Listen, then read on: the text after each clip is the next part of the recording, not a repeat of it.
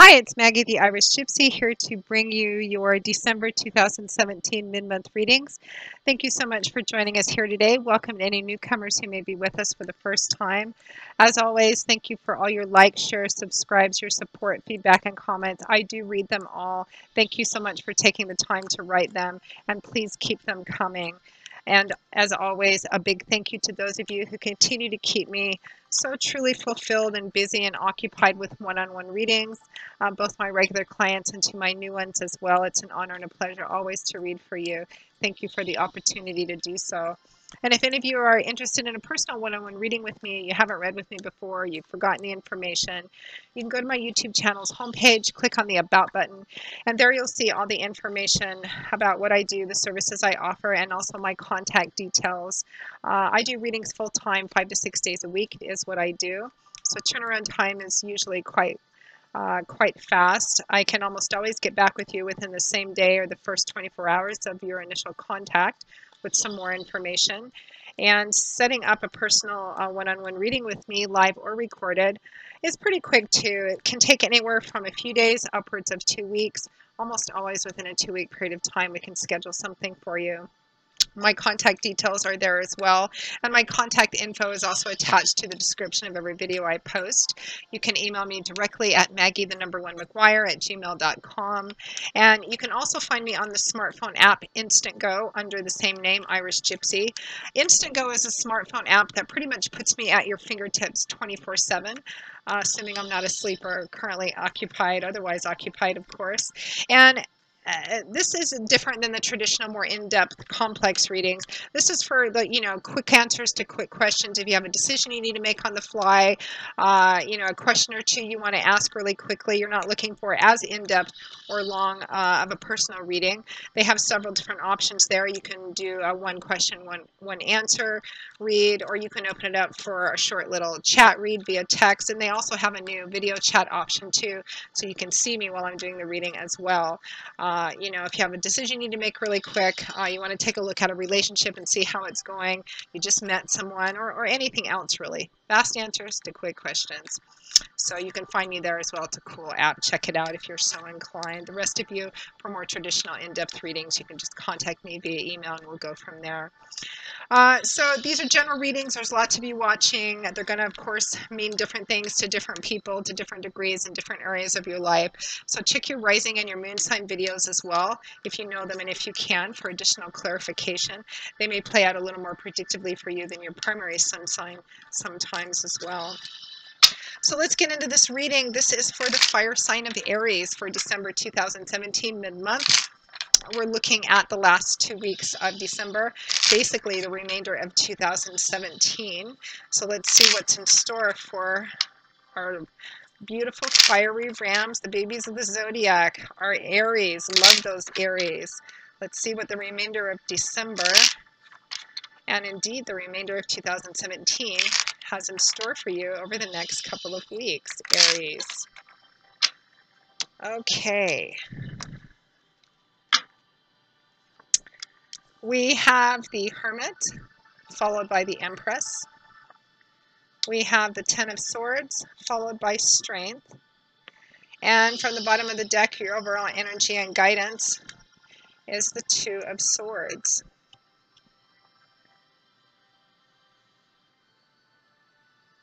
I'm going to pull one more card off the bottom to kind of clarify that Two of Swords. Okay, we have the Fool.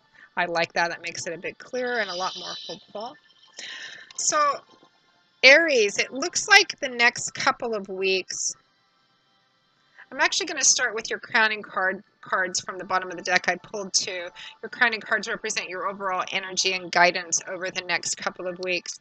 We have the Two of Swords, and then I also pulled in one more additional card, the Fool. Love the Fool, my favorite card in the tarot. It's trying to jump out of my hands now because that's how he is. So we have the Two of Swords here for overall energy for the next couple of weeks. So swords is air energy. That's the element which governs the suit. And in the tarot, this is intellectual energy, cerebral, mental energy, internal, psychological.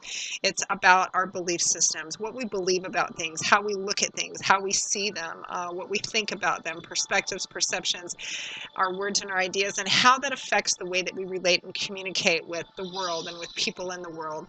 The Two of Swords represents kind of feeling stuck, needing to make a decision, make a choice. The blindfold can represent feeling stuck, not knowing which way to go. It can also represent an unwillingness or a reluctance or a resistance to deal with something that's in front of you that needs to be dealt with, a decision or a choice that needs to be made. So it's a card that represents kind of maybe feeling stuck and in trying to decide how to proceed or if to proceed in something, if to move forward, and if not, then how to move, to go continue with something or move away from it, which is kind of what I'm getting. Feeling stuck in that, and maybe there's a sense of not wanting to deal with it right now as well. Now, to clarify that, I pulled an additional card. We came up with the Fool. Love the Fool. Major Arcana card, my favorite. The Fool is about endings and new beginnings. It's about the time frame in between them. The Fool is about potential and possibility. When something comes to an end before something new begins, trying to figure it out. It's about considering what's possible, what the potential of something is. And it can also be about taking a risk, stepping off the beaten path, maybe trying something you haven't tried before, doing something in a different way, looking at something in a different way, and acting accordingly. If you want something different than you've always had, then you have to do something different than you always have. Can be about stepping off the beaten path and trying something new, taking a risk perhaps, or looking at something in a different sort of way, which is strongly what I'm getting. So we find ourselves around the middle of December or so, although I feel like for the majority of you, if not all of you, this has been an ongoing situation.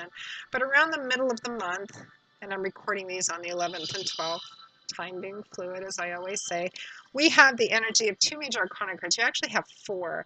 Let's see, I pulled 6 cards altogether, and over half of them are major arcana cards. So this is whatever you're trying to make a decision about, how to proceed, how to continue with something or end it or tweak it. It's significant. It represents a significant part of your life, and the decision itself will be significant and have significant effects and consequences and outcomes. So we have the Hermit and the Empress. And also the presence of a lot of major arcana cards represents significant life shifts and changes, or the opportunity for significant life shifts and changes. So we have the Hermit and the Empress. The Hermit is a card that can represent retreating for a while, trying to figure something out, which really is what hermits do. What do hermits do? Monks, monastics. They withdraw from conventional society or the distractions of conventional society. Why?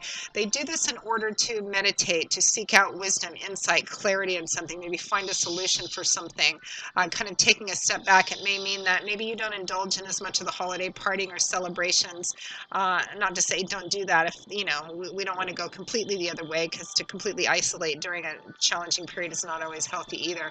But it's about taking a step back, kind of taking a look at something, and also using the accumulation of your life's experience and the wisdom from the life that you've lived to help guide you through perhaps a difficult or challenging situation or decision-making phase, which is what this hermit is doing. He's using the light of this lantern to guide his way across this narrow precipice. And the light of this lantern is symbolic for all of his years of experience, the life he's lived, the lessons he's learned, trial and error, success and triumph. Everything that he's learned is symbolized by this lantern, and he's using that to help guide him.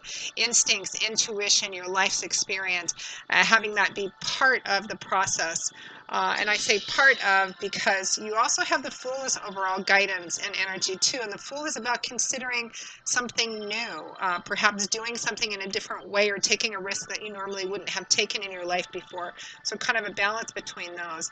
Now the Hermit is accompanied by the Empress, beautiful energy. This can represent mother, maternal energy. She's kind of the quintessential earth mother of the tarot. She does have a strong connection to nature and to self-nurturing, doing things that nurture yourself and make you feel good. But she's also about new beginnings, just like the Fool is. You have 2 cards here that point quite strongly to new beginnings. The Empress is about pregnancy, fertility. It's about the time being right to plant seeds, to begin to grow and manifest something new. It's usually, when this card comes up, it's usually a good sign or the green light for beginning new things, new jobs, new relationships, new projects, new ideas, new thoughts, new things, because it's about fertility, the time being right to plant seeds, to begin to grow and manifest something. So you're being asked to maybe take a step back and go within. Partly look at your life experience and history. Look at your history too. I feel like for some of you, I'm actually getting quite strongly, I did from the beginning. For some of you, this is a relationship issue. We have the Ten of Swords and the Strength card here, which points to maybe there's a sense of betrayal. I feel like in the relationship, maybe somebody in a relationship, this could be love and romance or a different type of relationship, but a significant one, because the Ten of Swords points to betrayal. It can represent feeling stabbed in the back or feeling something happened to you. Maybe somebody did something happened that felt like a betrayal to you. In a relationship, someone hurting you maybe quite deeply, or betraying you in some way, and you're trying to figure out what to do, if you can actually get beyond this, and if so, how. I feel like for a lot of you, there's a question of forgiveness here as well, because I'm getting mostly strong emotional relationship energy off of this. You can always, as I say, translate this energy into other areas of your life: spirituality, career, work, and finances. I'm not feeling that really much at all. It's mostly relationship energy. But you can translate that energy, regardless of how the specifics play out or what area of your life it resonates in. The energy remains the same. Take a step back. Look at your history. What would you normally have done in a situation like this? Also use your life's experience and wisdom to help guide you, but don't rely on it completely, because what I'm getting a little bit louder, particularly with this Empress and the Fool card, Aries, it's about taking a look at what your habits and patterns have been in this situation that you're feeling, and trying to figure out what to do. Maybe feeling a reluctance to deal with it, but it's time for you to deal with it. And trying to make a decision as to whether you can move through and beyond something, particularly if someone has hurt you deeply or betrayed you. What have you historically done in similar situations, or what have you done in your life prior to this? And I feel like you're being asked to maybe take a look at doing something different, taking a chance. If someone has hurt you, and of course it depends on the situation, if someone's abusing you, exploiting you, or they've done whatever the sense of betrayal comes from over and over again, obviously there comes a point where you have to do what's best for yourself, and sometimes that involves walking away from a person or a situation, regardless of how much you've invested in them. But I feel like for the majority of you, what I'm feeling here is that you're being asked, I think, to take another deeper look at it. Maybe spend some time over the next couple of weeks to be kind of quiet, introspective. Maybe take a look at doing something new, maybe trying something new. If before, when somebody has hurt you or disappointed you, particularly in relationships, I mean, we all hurt each other, often without meaning to. If have found it difficult to forgive and to trust again in the past, you may be asked to explore the idea of actually moving through this in the relationship. Because sometimes a relationship, and again, it depends on what the situation is, you have to do what's best for yourself.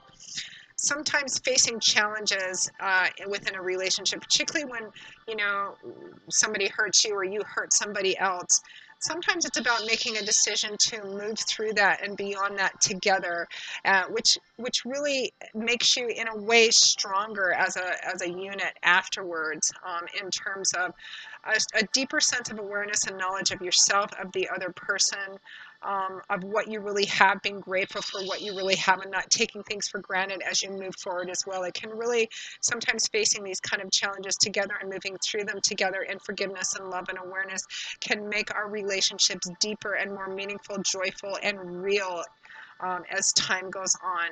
But again, if it's something that's unhealthy for you or abusive, or keeps happening over and over again, obviously you may need to make different decisions. But I feel like you're being asked to consider something different, maybe do something different in this situation than you have done it before, or look at it in a different kind of way, with a different perspective, and kind of face those fears, doubts, and insecurities.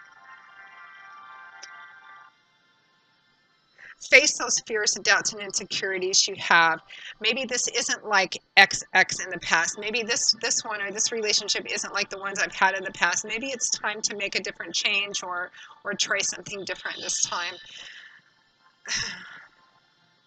It'll be interesting to get, it's always interesting to get feedback on the readings, but this one, some I'm more curious about than others because I'm getting this strong sense of, I mean, we have the Ten of Swords and strength here at the end.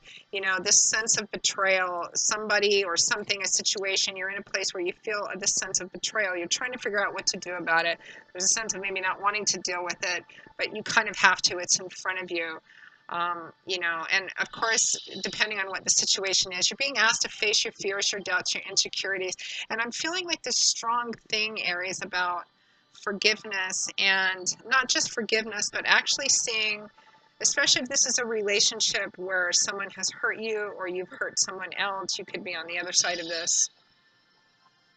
Especially if neither of you has a history of hurting each other like this. But if historically in other relationships from the past you would have said, oh, that's it, that's done. I mean, we're inevitably going to hurt each other in relationships, you know, often without meaning to.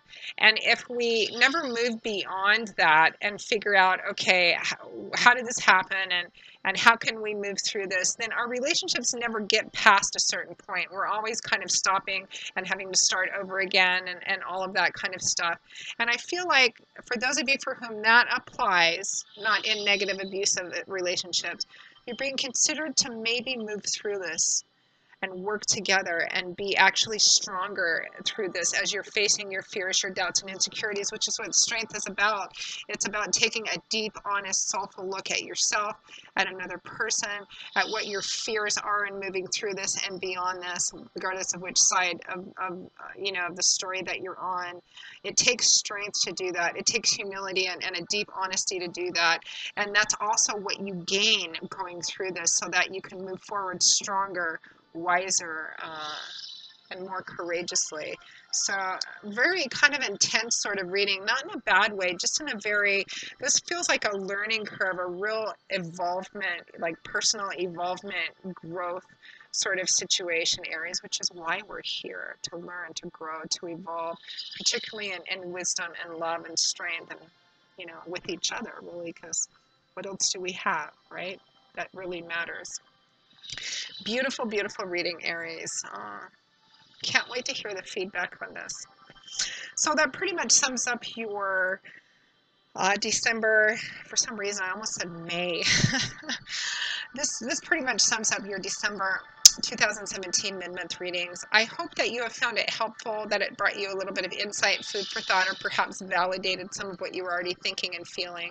Again, if any of you are interested in a more personal one-on-one reading with me, you can go to my YouTube channel's homepage, click on that About button for more information, my contact details. You'll also find my contact details attached to the description of every video I post.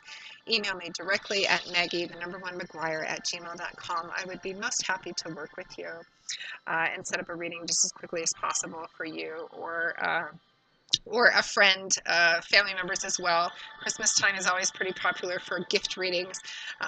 Nothing more personal than a personal reading as gifts for people. You can also find me on that smartphone app Instantgo under Irish Gypsy, and the links to that are again in both places. So I will see you all again in a couple of weeks, Aries, for the first readings of the brand new year of 2018. I hope the rest of your holiday season is a blessed one as we close out the old year and transition into the new year. And as always, Aries, I wish you joy, peace, blessings, and a happy life. And I hope to see you back here again soon. Take care. Bye-bye.